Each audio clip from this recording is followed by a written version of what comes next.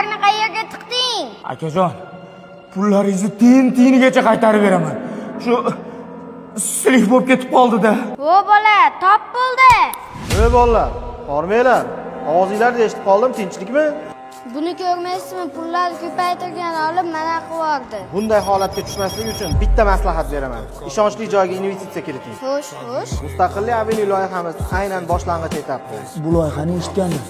2027-yilda topshiriladimi? Sen jim tur. Davom etingchi qani, brat? Andijonning eng ishonchli quruvchi kompaniyalaridan biri bo'lgan Marin Construction'ning Mustaqillik avenue loyihasida uy sotib olib, investitsiya ko'rinishida pullaringizni ko'paytirishingiz mumkin. Yo'q, xonadan qoldimi, brat? Albatta bor. Siz uchun bitta qilib beramiz. Bratam, qanday aloqaga chiqsak bo'ladi? Quyidagi raqamlarga qo'ng'iroq qiling, biz bilan bog'laning. Ho'y, ham pullarni tezroq bering endi.